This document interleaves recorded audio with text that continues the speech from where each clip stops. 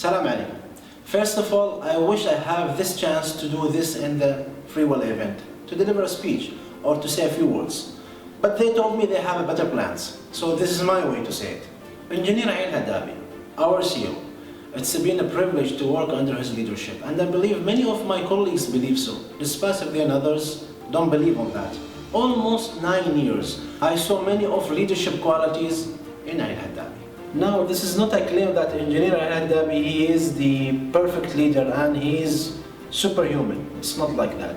He's just so humble and he's always down to earth. His office always open, all the time, for everyone. Saying salam alaikum to everyone, and he's always smiling on the others. He always nodding in the workers' shoulders while he doing his site visits. And he would take selfies with you.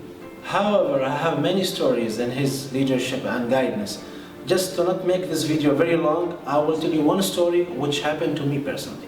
I was frustrated trying to get approval for my scholarship. I was pissed, nothing was moving as I expected, and I thought of dropping the whole thing and see what's will happen after some time. See the chances. There are many facts about this story which I don't want to go through in details because it's just not nice. Anyhow, we had this announcement, certification announcement for ISO certification. So we had this event, everyone was there, CEO was there, board members was there, some of our sector CEOs were there, and I was the host. I was doing my thing, explaining the process and how we achieved the certification and how much of the efforts that the team put to get this certification. And I remember me calling our CEO to the stage to say a few words. And when he came to the stage, he made sure that to give me a recognition of what we did at that time, which normally the hotshot people will not do. He looked at me and he said, "Thank you, Khalid." And after that, he faced the audience and he said, "Khalid is one of the soldiers who work very hard behind of the scenes." It felt so good that head of the organization do appreciate your work. And after we get done with the whole event, he approached me and he said, "Thank you, Khalid. Thank you for the whole team. This is a big achievement for our organization." Then I thought, why I don't ask him to sit with him and seek his advice regarding my studies. So I did that. He said, "See, Khalid, I'm older than you and I know better than you. I know how the things goes in this country.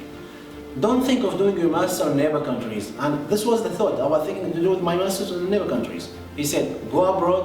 It will take you max a year of time and you will come back. It will just move like nothing. And see how it will change your career as it did with me." When I heard the news that him leaving the company, I thought to go and ask him, I thought to go to his office, but I couldn't find him. I went there like several times, he was not there. So I texted him, I said, "Engineer Ali, is this true?" And he said, "Yes, it is." "Yes, Khalid, it's true, and this is the life. People just know when they're supposed to leave." And he said, "Khalid, you are a special person and you are very patient.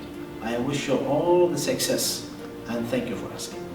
I am so grateful to Al Hadabi, and I was so lucky to sit with him and had a chance to get his feedback on my studies and to get his guidance as well. I am so grateful indeed to Al Hadabi to give me this opportunity to do my studies. So Engineer Al Hadabi, this is what I believe genuinely. Other bosses give orders, but you give us directions. Other bosses give targets and you give us vision. Other bosses led by authority and you always led by respect and example. Success and failures, it's a part of everyday work. It's a life cycle. It's ups and downs. But we learn a lot. So thank you, Al Hadabi. Thank you, our CEO, and free well.